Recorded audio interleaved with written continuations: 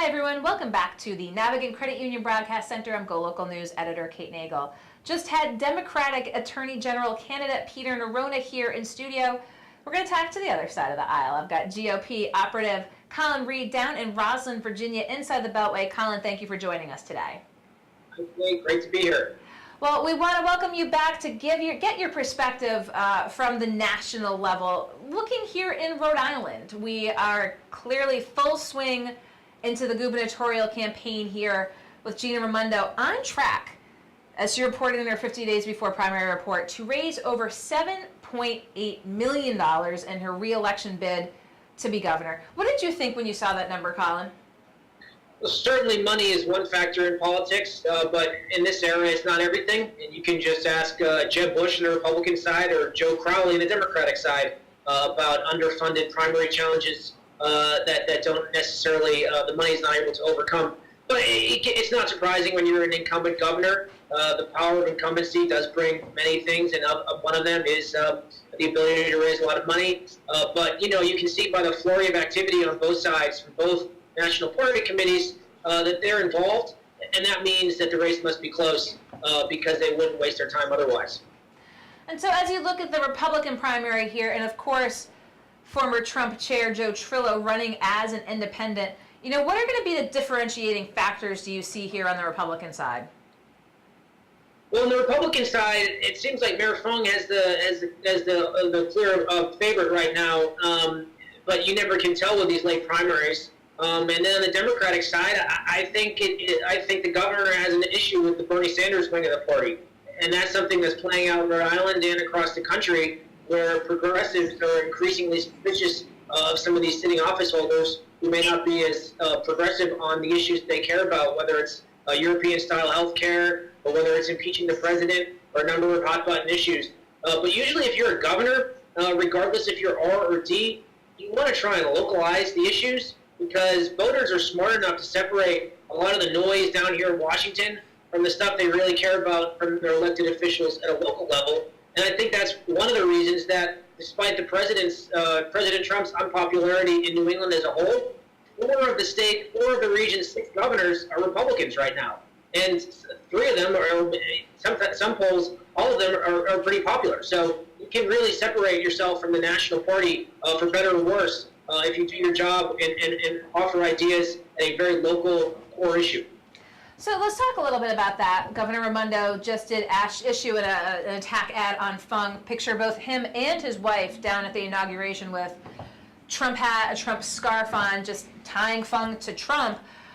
Is that an effective strategy? I think it is the Democratic playbook. It clearly is. I don't think it necessarily is because voters are smart enough to say, hey, this person is running to talk about state budgets and talk about very local core issues. We're not talking about Supreme Court nominees or government shutdowns. It's just they're 2 separate things.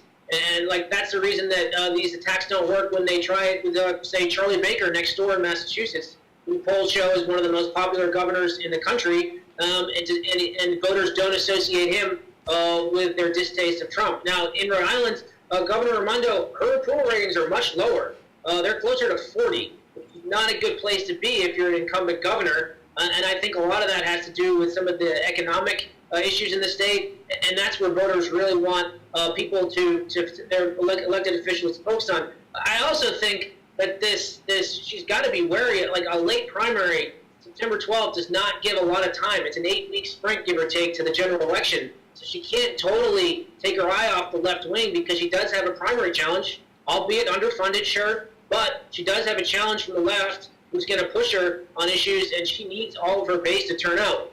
These midterms are base elections, and both parties right now are focused on turning out their bases. And what do you think of Joe Trillo? The last poll that GoLocal had done in conjunction with John Della Volpe up at Harvard had Trillo at 16%. Now, when he entered the race as an independent, he got some consternation from the Republican side of things. Is that really the ceiling that you see? Is that as high as Joe could go?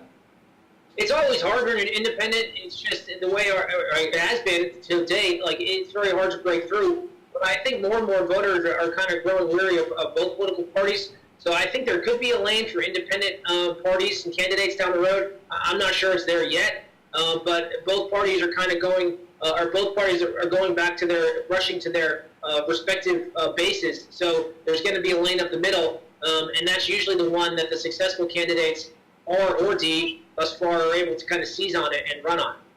What's the sense inside the Beltway with the gubernatorial race here in Rhode Island? Is there a sense that it's in play? Yeah, I see these RGA releases very regularly, and again, it might be a deep blue part of the country, but I think there's a definite sense of a weakness amongst Governor Raimondo. Again, your approval ratings, a Democratic governor in Rhode Island should not be at 40%, give or take, in approval ratings, while the next door, the Republican governor of Massachusetts, is nearer to 70. So that indicates that voters are unhappy with her performance. And, when you're the incumbent, you own the last 4 years. And if a challenger can make it a referendum on what happened under her watch and offer a compelling vision forward, you can have a shot. It's always better for Republicans to be running in these midterm years because your votes don't get swamped the way they do in the higher turnout of the presidential years. So that is also more favorable. Although running in a president's first midterm when you're a member of that party, it's challenging, no doubt. Let's talk a little bit nationally, Colin, as well. Let's look at the midterms for 18 here in Congress. What's the sense as we stand here in the beginning of August? Well, I think it's almost a tale of two different midterms. For the House of Representatives, the fight is taking place in blue and purple parts of the country, where Democratic challengers and the Democratic opposition want to make everything a referendum on President Trump.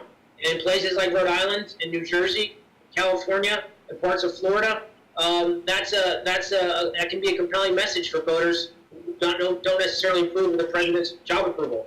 And that's why the Republicans are swimming upstream when it comes to some of these House races. But the ace card they have, and always will have, and we're going to see it in Ohio 12 next week, a referendum that Republicans can make on Nancy Pelosi.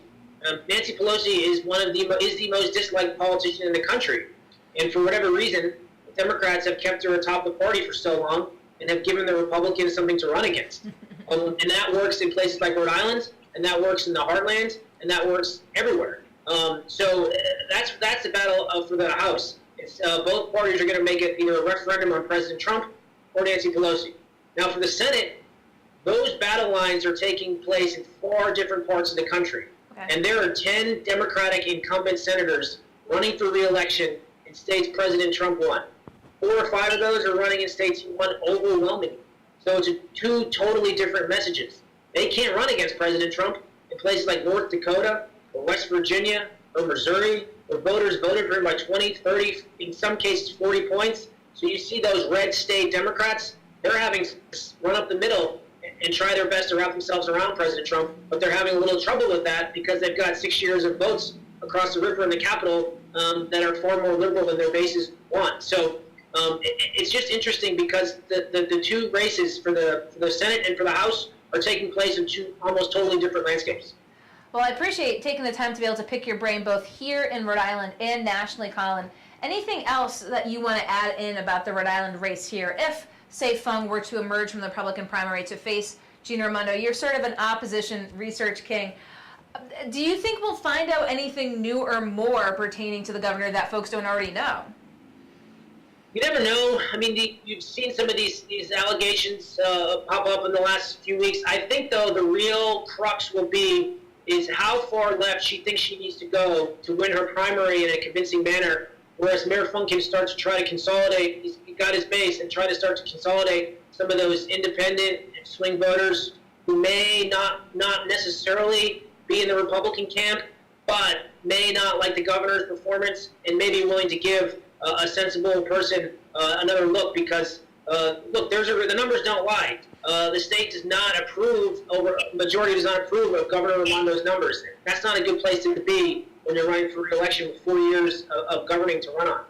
Well, I appreciate taking the time to pick your brain. We get the perspective here in Rhode Island, but wanted to get it from inside the Beltway from a GOP political operative. Colin Reed, appreciate your taking the time to Skype in today. Thanks for having me. Have a great weekend. Okay, thanks. You too. Don't go anywhere. I'll be right back here in the Navigant Credit Union Broadcast Center.